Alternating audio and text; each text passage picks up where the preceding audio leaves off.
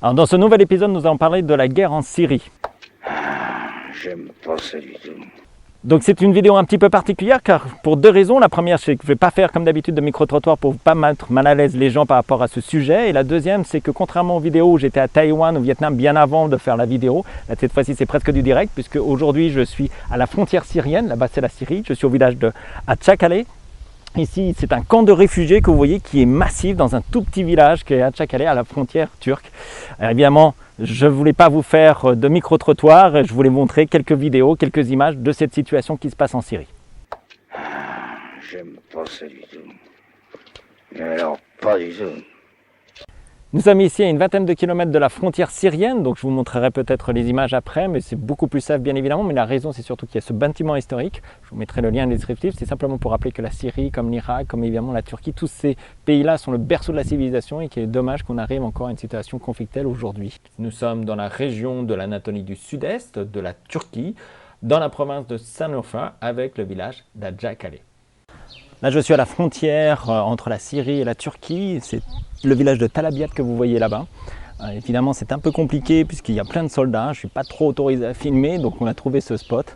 On fait ça un peu vite fait, mais c'est juste pour vous montrer qu'il y a vraiment tous des barbelés et le village est juste à côté. Et il y a beaucoup de Syriens qui essayent évidemment de passer sur ce côté-là.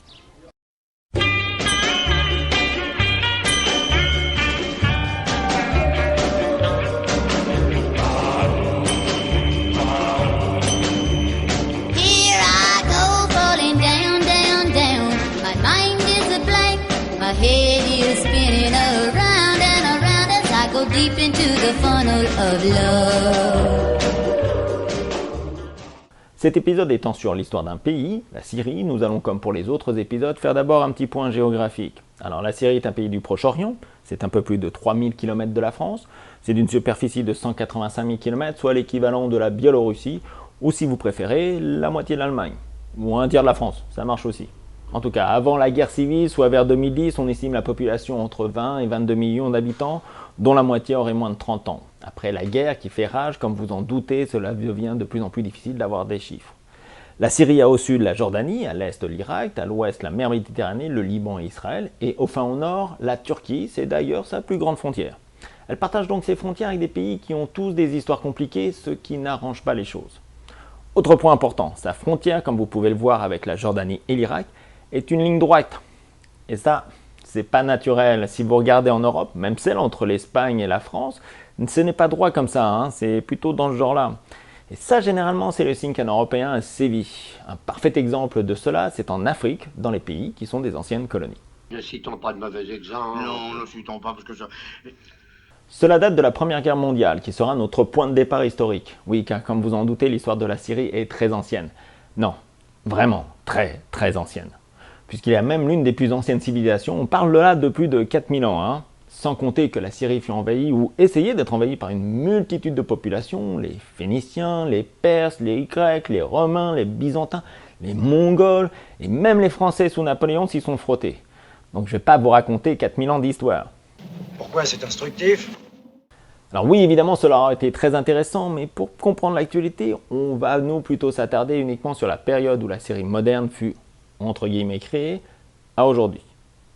Première guerre mondiale. Une fois que la guerre a commencé, la Turquie est convaincue que c'est l'Allemagne qui va gagner et elle décide donc de devenir un allié de l'Allemagne. Alors en fait, quand je dis la Turquie, cela s'appelle à l'époque l'Empire ottoman. Et son territoire est bien plus vaste que la Turquie que vous connaissez aujourd'hui. Alors même si l'Empire, au début de la Première Guerre mondiale, est déjà largement amputé, hein, il lui reste encore pas mal de territoires, dont la Syrie et l'Irak actuel. Pour faire face à cette nouvelle menace, les Anglais vont essayer de convaincre les populations arabes locales de se rebeller contre la Turquie en leur promettant, après la victoire, un État indépendant. Ils vont donc prendre les armes contre les armées ottomanes. Un ex-architecte britannique rentré dans l'armée va participer activement à cet épisode et devenir très célèbre par la suite, c'est Lawrence d'Arabie. Appelé ainsi dû à son engouement pour la cause arabe et à sa façon de s'habiller. Ah, c'est original. Du côté des Anglais, eux, sont persuadés que c'est eux qui vont gagner la guerre. Et en secret, ils négocient avec la France pour se partager le butin de la victoire. Pour l'Empire ottoman, un premier accord est trouvé. Il est connu sous le nom d'accord Sykes-Picot. C'est cet accord qui crée cette fameuse ligne droite. Avec, dans l'accord, tout ce qui est au-dessus, ça sera pour la France. Tout ce qui sera en dessous, ça sera pour l'Angleterre. À la fin de la Première Guerre mondiale, l'accord va être modifié qui fait que la frontière remonte un peu afin de donner Mossoul aux Anglais. Quoi qu'il en soit, un traité est signé avec la Turquie, c'est le traité de Sèvres. Ce traité va être jugé comme humiliant par les Turcs. J'en parle parce qu'en dehors du fait que la Syrie ne fait plus partie de l'Empire ottoman dans ce traité, il est aussi prévu la création d'un État de l'Arménie et aussi de l'État du Kurdistan. Sauf qu'un homme arrive, c'est Mustafa Kemal, et lui il n'est pas trop d'accord avec ce traité. Alors on va faire simple, il va lever une armée et il va tout simplement mettre une pâtée aux Français, aux Italiens, aux Anglais, aux Grecs et aux Arméniens. De là il va se faire quelque chose un peu exceptionnel, il va renégocier un autre traité qui annule et remplace celui de Sèvres, c'est celui de Lausanne. Dans ce nouveau traité qui sera beaucoup plus favorable à la Turquie, le Kurdistan va tout simplement être mis aux oubliettes. Toujours pareil. On reviendra un peu plus tard sur les Kurdes. Quoi qu'il en soit, la Syrie ne fait donc plus partie de l'Empire ottoman et elle est mise par la Société des Nations, l'ancêtre de l'ONU, sous le mandat français. Alors, dans l'histoire des colonies françaises, vous allez avoir beaucoup de vocabulaire, territoire, département, colonie, protectorat, mandat. Mais soyons honnêtes, même s'il y a des différences importantes entre ces statuts, le dirigeant final, c'est bel et bien la France. Et bien évidemment, les populations de ces territoires aspirent à devenir indépendants. Ce sera le cas de la Syrie, surtout qu'on leur avait promis, et que comme vous en doutez, ils ne sont pas très contents d'avoir été floués avec ce fameux accord Sykes-Picot. La Deuxième Guerre mondiale va accélérer le processus, car la France de Gaulle intervient en Syrie contre les forces militaires de Vichy, et fait aussi la promesse d'indépendance. Cette indépendance sera finalement obtenue en 1946. Vous voyez, à quelque chose malheur est bon. Bon, comme souvent dans les pays qui viennent d'obtenir l'indépendance, c'est souvent le bordel, car comme toujours, une multitude de personnes veulent prendre le pouvoir. Pour vous donner une idée, en mars 1949, il y a un coup d'État et c'est cet homme qui prend le pouvoir. Puis en août 1949, c'est un nouveau coup d'État et cette fois-ci, c'est lui qui prend le pouvoir. Et en décembre, encore un coup d'État et cette fois-ci, c'est lui qui prend le pouvoir. Bon, comme vous en doutez, cela va donner une instabilité au pays. En 1958, l'Égypte, qui sort vainqueur de la crise du canal de Suez, décide de s'unir avec la Syrie en créant la République arabe unie. Mais l'union cesse d'exister à la suite, devinez quoi, d'un nouveau coup d'État le 28 septembre 1961. Bob parbleu. Notre événement va avoir un impact important, c'est la guerre des 6 jours contre Israël qui a lieu du 5 au 10 juin 1967 et auquel la Syrie participe. C'est un échec total et la Syrie perd le plateau du Golan au profit d'Israël. Ce qui va affaiblir le gouvernement et le 13 novembre 1970, un nouveau coup d'État a lieu. Et oui, encore un. Oh, on ne les compte plus. Cette fois-ci, c'est par le ministre de la Défense, Hafez el-Assad, et le 12 mars 1971, il devient président. Il va imposer une dictature, ce qui va faire surgir des révoltes et un certain nombre d'attentats par des factions sunnites. Là, je me dois de faire un point. Vous vous souvenez tout à l'heure quand je vous ai dit qu'on reparlerait des Kurdes plus tard? Eh bien, c'est maintenant. Car oui, la Syrie a une multitude de populations, communautés, religions diverses et variées, et pour mieux comprendre, je me dois de vous faire un récapitulatif là-dessus. Il y a donc les Kurdes, qui sont eux répartis entre l'Irak, la Turquie, l'Iran et la Syrie, et même s'ils sont pour la majorité sunnites, ils ont aussi plusieurs courants religieux. Il y a donc aussi des catholiques, des assyriens, et même du yézidisme. Je sais que tu parles bien, tu me rappelles mon député que j'avais en 36. Mais le principal problème des Kurdes n'est pas d'ordre religieux, puisqu'en fait, ils désirent principalement obtenir un État ou une province autonome, depuis que le traité de Lausanne leur a retiré ce plaisir. Mais il y a aussi des communautés religieuses. Alors, pour comprendre, faisons un petit point sur la religion musulmane. Au sein de cette religion, il y a plusieurs courants. Sunnites, chiites, kharidis, vous pourrez aussi entendre parler de soufisme. Les plus nombreux dans le monde étant les sunnites, mais au sein du Moyen-Orient, il y a aussi un grand nombre de chiites qui se situent principalement en Iran, mais aussi en Syrie, Irak, Liban.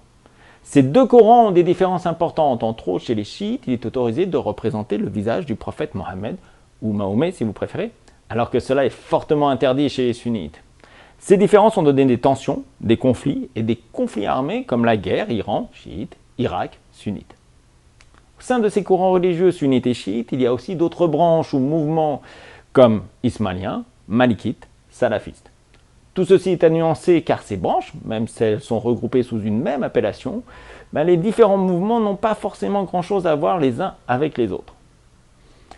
Il ne faut pas non plus confondre avec des mouvements politico-religieux comme les frères musulmans. Alors les frères musulmans sunnites ne sont pas une école théologique ou un courant religieux.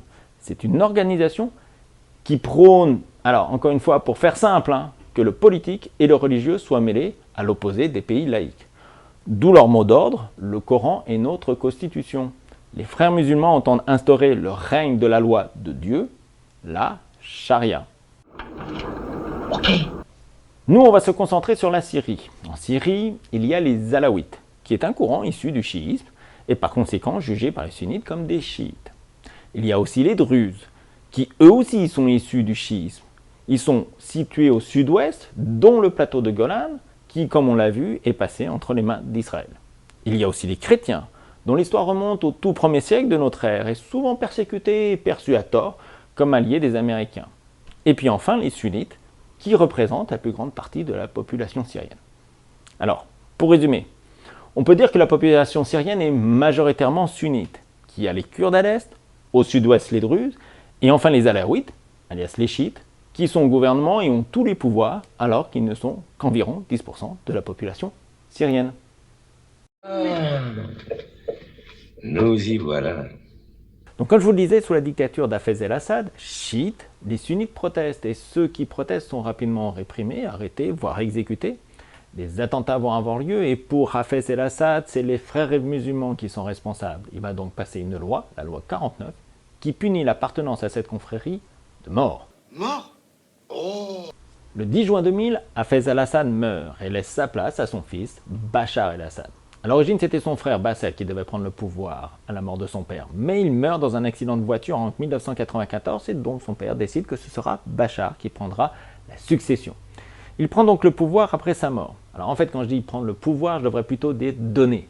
Car on va changer la constitution, on va faire une liste unique, qui sera le seul candidat, et évidemment sans surprise, en juillet 2000, il est élu à la majorité.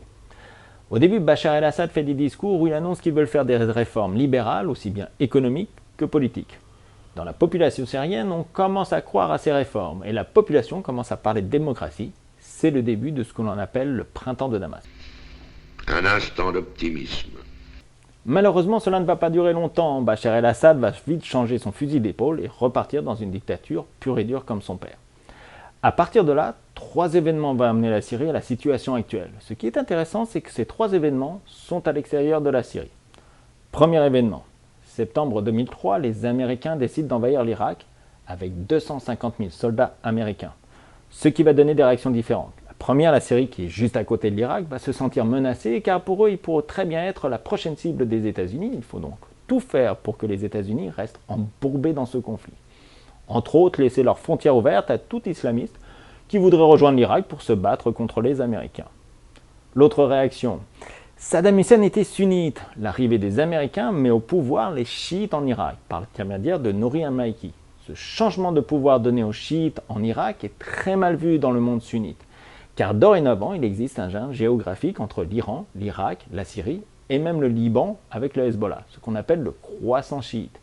Cette vision simpliste va trouver écho au sein du monde sunnite, ce qui va les pousser à soutenir des factions islamiques de plus en plus radicales pour déstabiliser les pays chiites. Je suppose que ça va embêter beaucoup de gens. Le deuxième événement, c'est au Liban en 2005. La Syrie, à cette époque, a une présence militaire importante au Liban. Cette présence, qui date de la guerre civile, permet pour certains Libanais qu'il y ait la paix au Liban. Pour d'autres, elle est vue comme une colonisation de la Syrie. Il y a donc des pro- et des anti-syriens. Les anti-syriens qui veulent le départ des troupes syriennes. Parmi eux, Rafik Hariri, ex-premier ministre. Il se fait assassiner le 14 février 2005. Pour beaucoup, c'est la Syrie qui est responsable. Ce qui provoque d'énormes manifestations, ce qu'on appellera la révolution du Cèdre. La pression de la communauté internationale force l'armée syrienne de se retirer du Liban. Cela va affaiblir le gouvernement de Bachar el-Assad et la population syrienne va commencer à espérer un renversement du gouvernement. C'est bien naturel. Le troisième et dernier événement, c'est ce qu'on appelle le printemps arabe ou la révolution Facebook, due à l'utilisation massive des réseaux sociaux. En 2011, parti de Tunisie, ce mouvement gagne rapidement l'Égypte, puis plusieurs pays du Maghreb et du Moyen-Orient, avec pour conséquence la chute de plusieurs de ces régimes.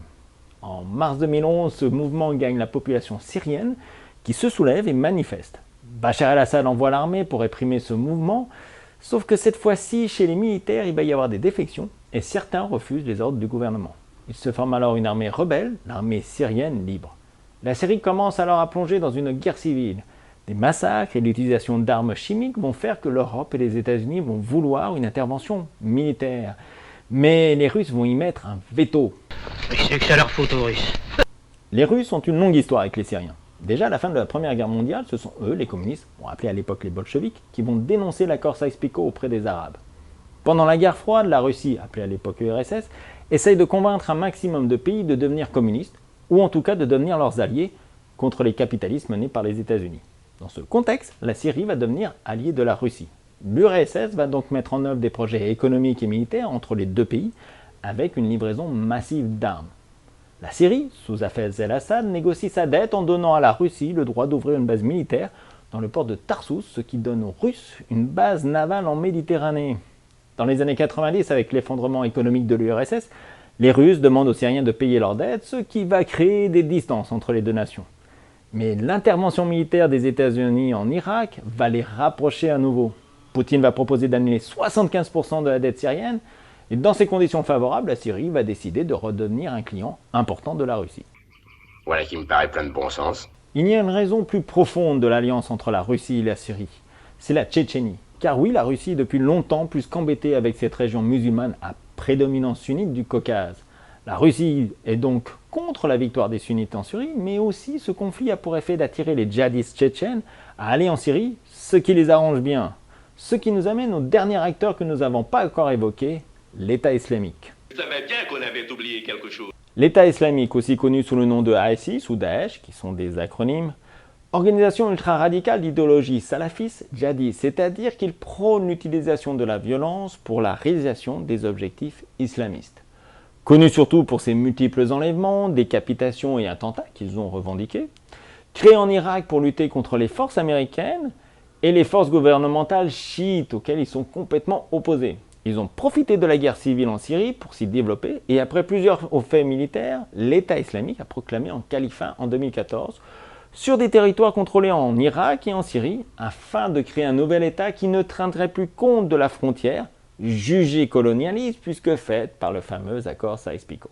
Mais il n'y a pas que l'État islamique en Syrie, il y a aussi d'autres organisations, par exemple le Front Al-Nosra.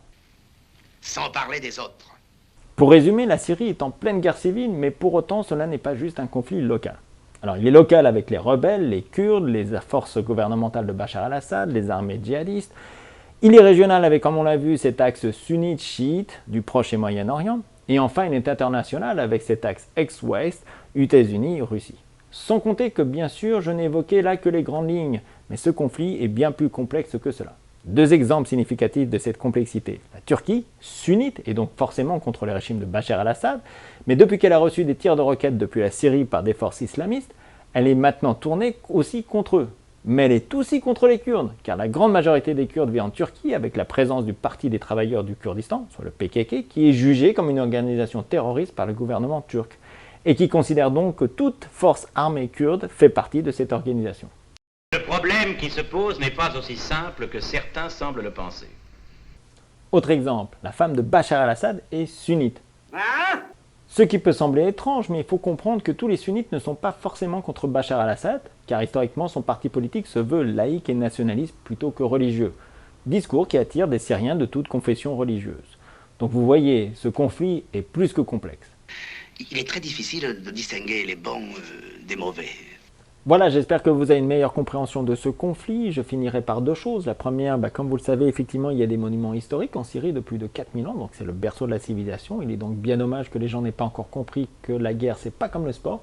L'important n'est peut-être pas forcément d'y participer. La deuxième chose, c'est que je vais vous raconter une anecdote que j'ai vécue, de mes yeux vus, une ambulance turque traverser la frontière syrienne, aller chercher une victime du côté syrien, donc la récupérer, et retraverser la frontière pour l'emmener dans un hôpital turc. Tout ça pour dire qu'il y a encore des gestes d'humanité dans ces endroits très chauds, mais qu'il est bien dommage, sans vouloir faire de la morale à deux balles, que ces gestes d'humanité soient faits par des gens simples et non pas par des dirigeants.